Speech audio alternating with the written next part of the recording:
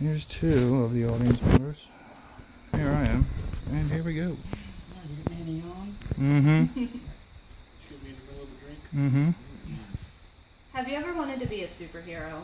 What if I told you it was just as simple as filling out an online questionnaire and swabbing your cheek? Would you do it? For those in need of a bone marrow transplant, the swab of your cheek could save their life. The Health Resources and Services Administration states that 20,000 people annually will be diagnosed with a life-threatening illness that can be treated with a bone marrow transplant. However, there is a shortage of donors. To prepare for this presentation, I read multiple articles on the donation process, researched the statistics on BeTheMatch.org, and have begun the process myself of becoming a registered bone marrow donor. Within the next few moments, I will be discussing the need for donors, the process of extraction, and the benefits of donating bone marrow. Most of us seem to think that we can use a relative for a bone marrow transplant. However, there's only a 30% chance that a patient will match with a family member. The other 70% of people rely on the 10.5 million people on the Be the Match registry, according to the HRSA.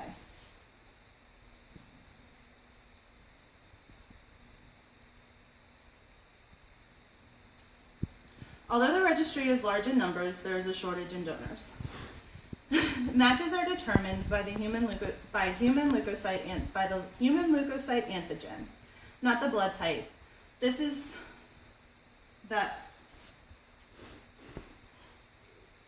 not the blood type, but the inherited immune proteins. Grecian explains that this is why there's only a 30% chance that a family member will match with the patient. The odds of two individuals that will have the same HLA match are 1 in 20,000.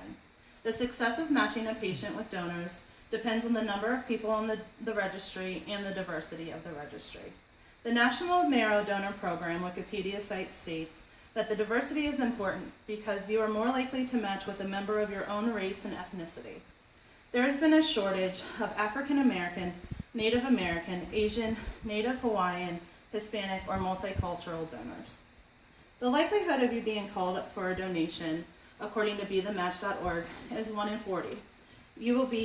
1 in 40 will be submitted for further testing, 1 in 300 will be the best possible match, and 1 in 430 actually donate. Although the chances of donating are very slim, the idea of donation may be daunting. With medical advances, the procedures may not be what you would suspect it to be. Let's take a look at the steps that occur before and during the donation process.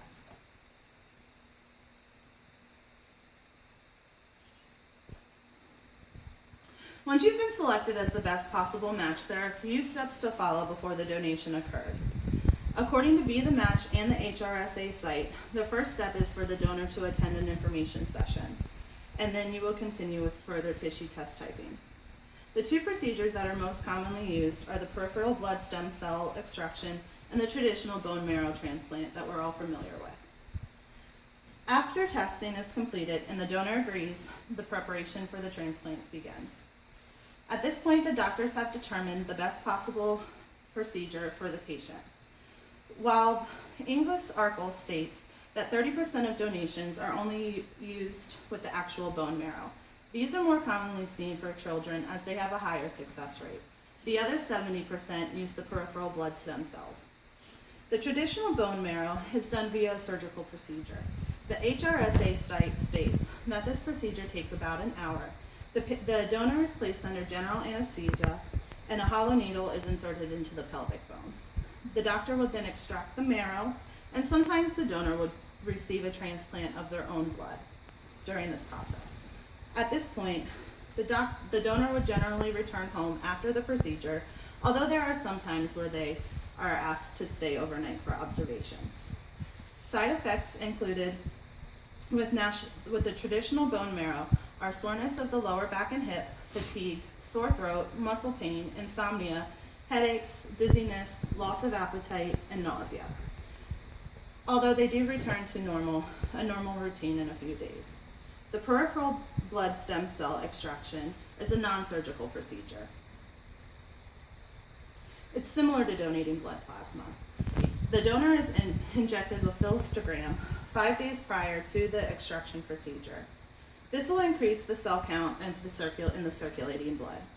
The filstogram is similar to a hormone found in your own body already that pulls the blood-forming cells out of your marrow and into your bloodstream. The donor would then go to an apheresis center after those 5 days are over.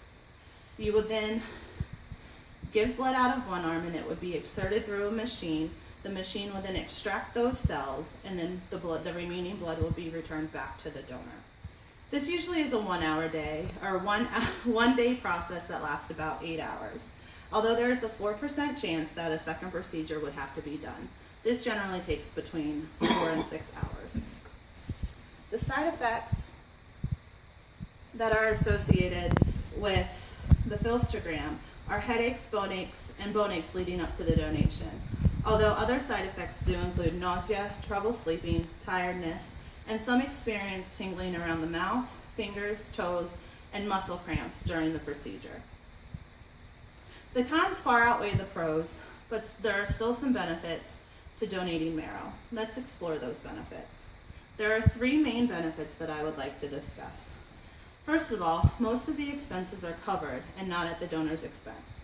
The Be the Match and other registry sites reimburse for all travel expenses and some of your other expenses. The medical costs are covered by Be the Match or the patient's health insurance. If you have complications that relate directly to the donation, you are covered by donor life, disability, and medical insurance policies. The second benefit is that you can choose to remain anonymous or you can meet the patient if you want to. You'll only meet the patient if you both agree to the meeting. And last but most importantly, the benefit for me to be a bone marrow donor is that you get to save somebody's life. Those who suffer from leukemia, lymphoma, sickle cell anemia, and other various diseases can only be treated by bone marrow transplants.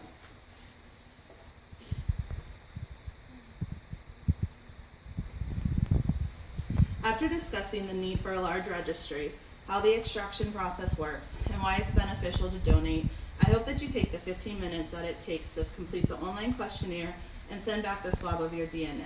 The 20 minutes of your time that it takes to complete the steps, you could add years to that of another. Please visit bethematch.org and see if you can register to become a bone marrow donor.